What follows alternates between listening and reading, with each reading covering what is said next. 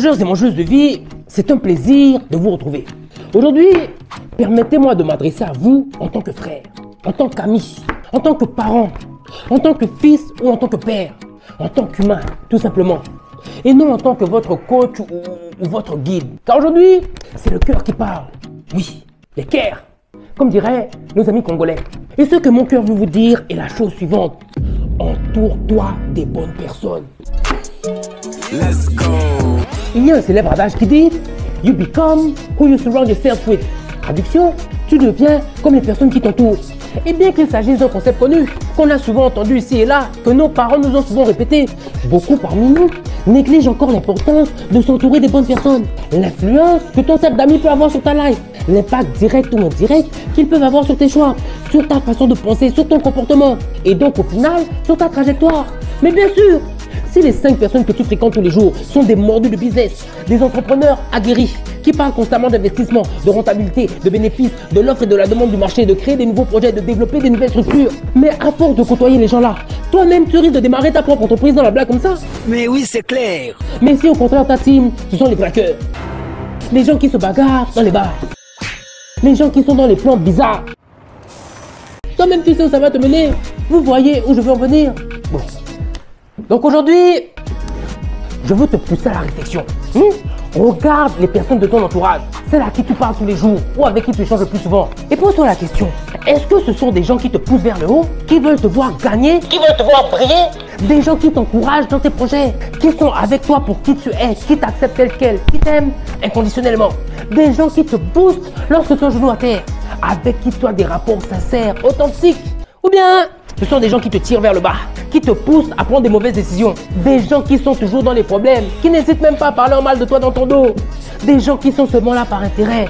Ils sont avec toi quand tu es en haut, quand tout va bien. Mais dès que la galère te pointe le bout du nez, oh, ils disparaissent comme des cafards à la vue de la lumière. Des sorciers qui t'empêchent d'avancer, de t'élever.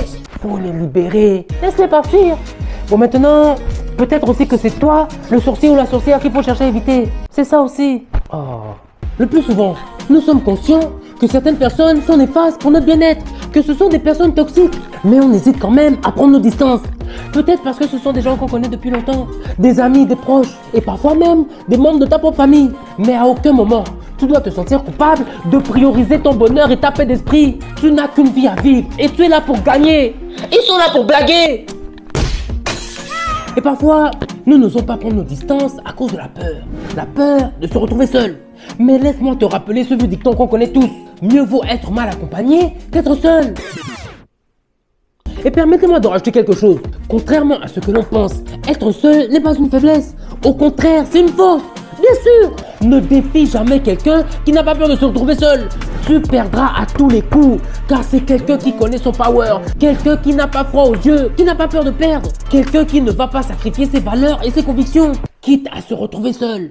Vous savez, lorsqu'on vient me demander un conseil, je réponds toujours que le meilleur conseil que je peux donner aux gens, c'est de ne pas écouter les conseils des gens. Car personne ne sait mieux que toi-même ce qu'il y a de mieux pour toi-même. Tout à fait. Personne n'a marché dans tes godasses. Personne ne connaît ton réel pouvoir, ton potentiel, tes capacités. Personne ne connaît tes rêves, tes aspirations, tes ambitions les plus secrètes. Les gens peuvent seulement te conseiller en fonction de leur perspective à eux, leur perception du monde, leur expérience personnelle, leurs croyances. Et donc par conséquent, leurs croyances limitantes aussi. Quelqu'un peut te dire que le plus haut que tu peux aller dans la life, c'est le 25e étage. Mais si toi dans ton cœur, tu vas aller au 125e étage, tu ne pourras pas écouter quelqu'un comme ça, même si c'est ta plus grande frangine. Demande à tonton Bernard. Pour écouter les conseils, c'est difficile de donner des conseils. C'est pour ça qu'il faut se méfier des conseils, même des miens. Il faut avoir des idées, il faut s'y tenir. Il ne faut pas trop écouter les avis des uns et des autres. Voilà. Et j'aimerais conclure avec ceci. Avant chaque période d'élévation, vient d'abord une période d'isolation. Lorsque tu as décidé de transformer ta life, de prendre une nouvelle direction, tu passeras d'abord par une phase de solitude. Cela te permettra de voir qui est qui. Et tu t'apercevras que certaines relations ne sont que pure futilité, qu'elles ne t'apportent rien de concret. Les amis du groove, oui, les compagnons de la galère, d'accord. Mais en réalité, ces gens-là t'apportent quoi? Entoure-toi des bonnes personnes, des gens qui font ressortir le meilleur de toi-même, des gens qui ont des buts, des objectifs, qui cherchent à construire quelque chose, des gens qui te mèneront vers le sommet. Voilà, cœur à parler. Je referme la parenthèse, je ne suis plus ton frère, je redeviens le coach. Partage-moi la vidéo là.